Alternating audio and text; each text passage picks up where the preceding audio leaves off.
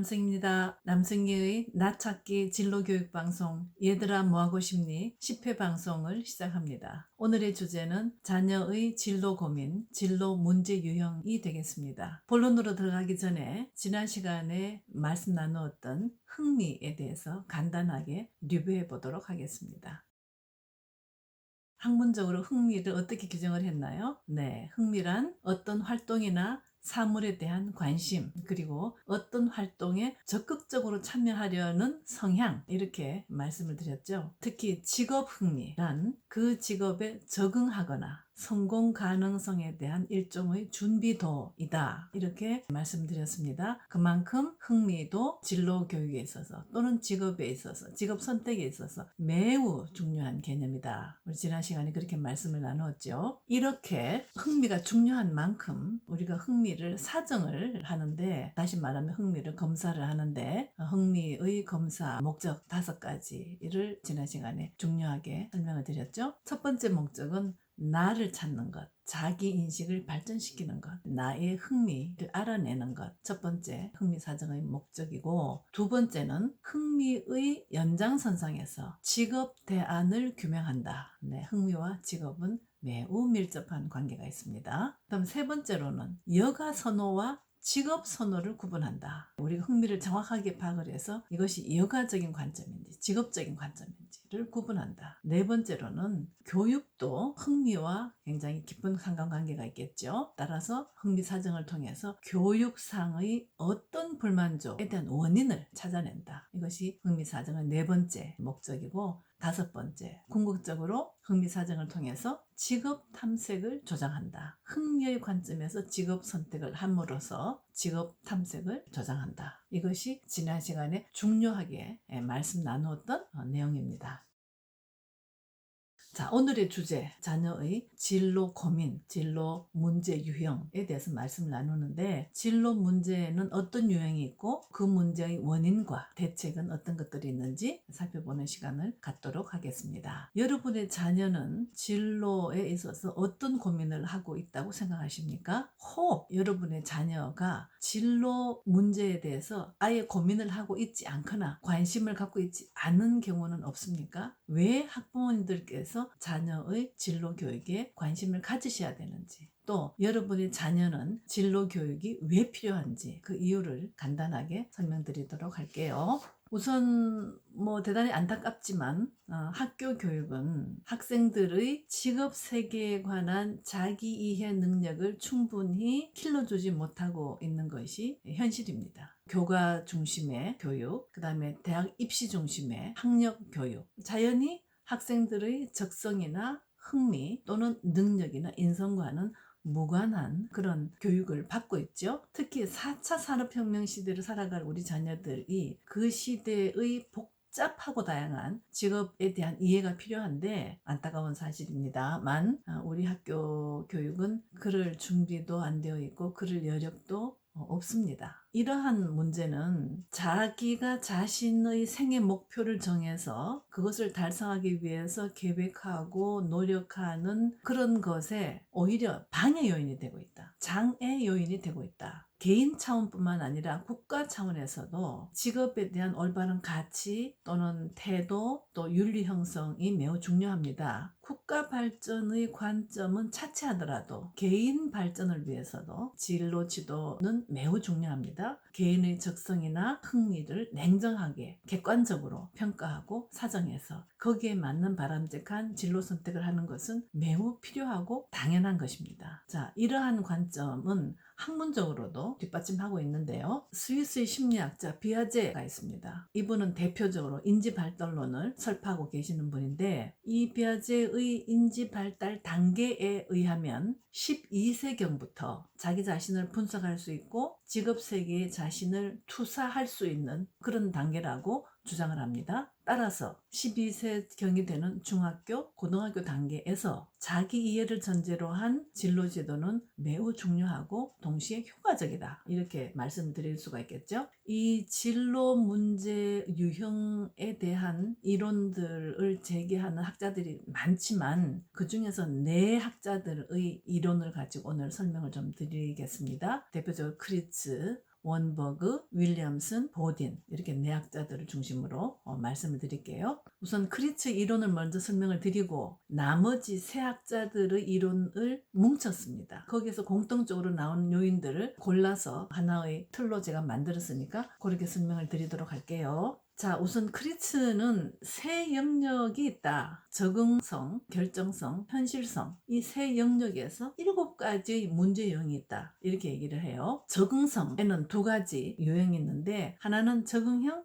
하나는 부적응형. 이렇게 두 유형으로 문제 유형을 제시합니다. 적응형은 흥미와 적성에 딱 일치하는 그런 진로를 선택하는 경우 가장 모범적이고 가장 바람직한 유형이 되겠습니다. 부적응형이라고 하는 것은 흥미를 느끼는 분야가 없고 적성에 맞는 분야가 없고 흥미와 적성이 일치하지 않는 경우, 이런 경우를 부적응형이라고 합니다. 적응하기가 어렵다는 거죠. 그 다음 결정성에 있어서는 우유부단형이 있고 다재다능형이 있습니다. 우유부단형이라고 하는 것은 흥미와 적성 관계없이 성격상으로 결정하거나 선택하지 못하는 이런 유형이 있습니다. 이런 것을 우유부단형이라고 합니다. 반면에 다재다능형, 결정을 해야 되는데 가능성과 재능이 너무 많아요. 흥미를 느끼는 직업과 적성에 맞는 직업에서 결정을 내리지 못합니다. 우리 지난 시간에 흥미에 대해서 공부를 했을 때 홀랜드의 육각형 생각나시죠? 정육각형인데 큰 경우, 그다음 정육각형인데 작은 경우, 육각형이 약간 삐뚤어져 있는데 크게 삐뚤어져 있는 경우, 나머지는 육각형이 삐뚤어져 있는데 작은 것, 이렇게 4가지 유형을 설명을 드렸는데 바로 다재다능형은 어디에 속하나요? 네, 정육각형인데 크다. 모든 분야의 가능성과 흥미가 있다. 좋은 것 같지만 사실은 이것도 결정성에 있어서 문제가 있는 거죠. 선택과 집중을 할 필요가 있다. 현실성에 있어서는 비현실형, 불충족형, 강압형 이렇게 3가지로 나누어서 크리츠는 설명을 합니다. 비현실성이라고 하는 것은 어떤 것이냐면 흥미는 있어요. 내가 그 진로 또는 직업에 흥미는 있어요. 근데 적성을 갖지 못하고 있습니다. 다시 말해 능력이 부족하다는 것이죠. 흥미가 있어서 선택을 했지만 능력이 부족하므로 그 진로 선택은 비현실적이다 이 말이죠. 불충족형이라고 하는 것은 어떤 것이냐면 자신의 적성은 여기까지입니다. 근데 정작 선택한 진로나 직업은 훨씬 낮은 적성을 요구하는 그런 진로를 선택했다. 이만큼이 불충족하다는 거죠. 그래서 이건 불충족형이라고 합니다. 강압형, 내가 적성 때문에 다시 말하면 능력이 충분해서 선택을 했는데 전혀 흥미가 없습니다. 네, 이런 것을 강압형이라고 합니다. 능력은 있지만 흥미가 없어서 몰두하기가 어렵다. 이런 경우에는 주로 이제 부모의 기대라든지 또는 사회적인 지위 이런 것 때문에 선택하게 되는 그런 유형이 되겠습니다. 가장 바람직한 형은 어떤 것인지 굳이 말씀드리지 않아도 이해를 충분히 하셨으리라고 생각을 합니다. 그 다음에 원버그, 윌리엄슨, 보딘 이 세 학자들의 이론을 제가 다 이렇게 나누어서 종합을 해봤어요. 2틀로 설명을 드릴 수가 있는데 하나는 진로의 미결정 요인 4가지, 또 하나는 진로 선택의 4가지 유형, 이렇게 설명을 드리도록 하겠습니다. 진로 미결정의 요인 4가지. 첫째, 자신의 이해 명료화 부족. 2번째, 의존성. 3번째, 진로 선택의 중요성에 대한 인식 부족. 4번째, 직업 정보의 부족. 이렇게 진로 미결정 요인 4가지를 먼저 말씀을 드리고, 그 다음에 진로 선택에는 4가지 종류가 있다. 무선택, 불확실한 선택, 현명하지 못한 선택, 흥미와 적성의 모순, 이렇게 4가지 진로 선택의 유형 말씀을 드릴 텐데, 진로 미결정의 4가지 요인 중에서 하나씩 설명을 드리면 자기의 이해 명료화 부족이다. 이것은 내가 무엇을 하고 싶은지, 내가 무엇을 잘 할 수 있는지, 내가 무엇을 중요하게 생각하는지, 추구하는 가치는 무엇인지 등등 자신에 대한 이해가 명료하지 않아서 자기에게 맞는 진로 선택을 못하는 경우입니다. 2번째, 의존성. 자꾸 타인에게 지나치게 의존한다. 그것이 부모일 수도 있고 친구일 수도 있고 형제일 수도 있고 교사일 수도 있고 등등 있겠죠. 자신이 겪고 있는 진로 문제를 스스로 책임지고 해결하려고 하는 적극적인 노력을 하지 못하는 경우, 이런 경우가 의존성 때문에 진로 미결정의 요인 중에 하나가 되겠습니다. 그다음 세 번째 미결정의 요인, 진로 선택의 중요성에 대한 인식이 부족하다. 진로를 꼭 우리가 미리 선택해서 계획하고 준비해야 하나? 그냥 성적에 따라서 대학 가고, 대학에서 또 성적에 따라서 기업에 맞춰서 가고, 뭐 그렇게 하는 거 아니야? 진로 선택이 자신의 인생에 있어서 얼마나 중요한지 인식이 부족해서 진로를 결정하지 못하는 요인이 되겠습니다. 그 다음 네 번째로는 직업에 대한 정보가 부족해요. 어떤 직업이 있는지, 또 하는 일은 뭔지, 작업 환경은 어떤지, 또 근로 조건은 어떤지, 발전 가능성, 그 다음에 위험, 뭐 이런 직업에 대한 정보가 없거나 부족한 경우, 또는 진로 체험의 폭이 굉장히 제한적이어서 필요한 기술 습득을 할 수 있는 기회가 부족하고, 이런 경우도 직업 정보의 부족이 진로를 결정하지 못하는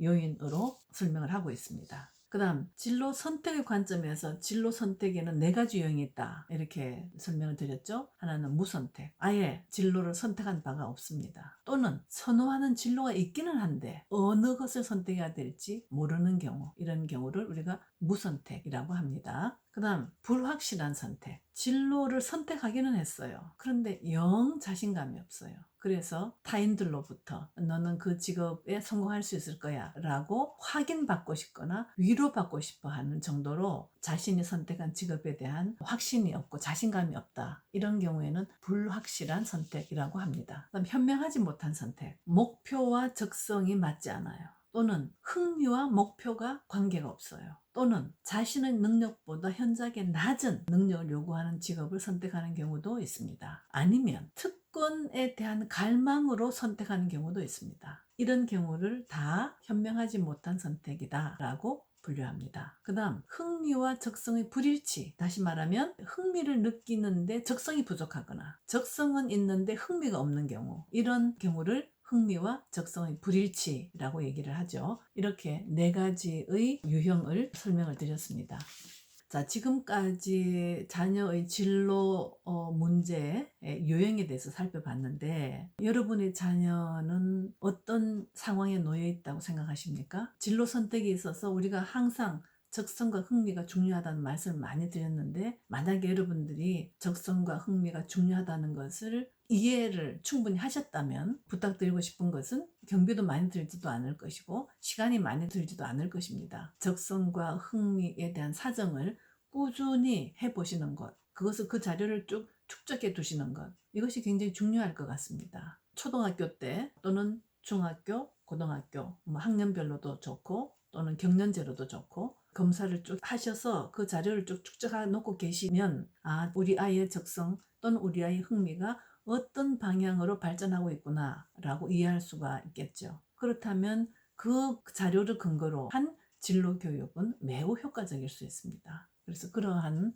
노력들을 해보시는 것이 도움이 되지 않을까 생각을 합니다. 자, 크리츠의 적응형, 다시 말하면 흥미와 적성이 일치하는 경우를 제외하고는 대부분의 유형들이 문제가 있는 것이죠. 진로 문제는 뭐 다른 문제도 마찬가지지만 한 가지일 수는 없습니다. 언제나 문제는 복합적이죠. 그래서 여러 유형들이 겹칠 수가 있으니까 다양한 분류 방법으로 여러분 자녀의 진로 문제 유형을 한번 점검해 보시기를 부탁을 드리고, 만약에 거기에서 쭉 자료를 축적해 봤더니 목표에 비해서 적성이 부족하다, 이렇게 판단이 되시면, 적성도 항상 개발이 가능하다고 말씀드렸잖아요.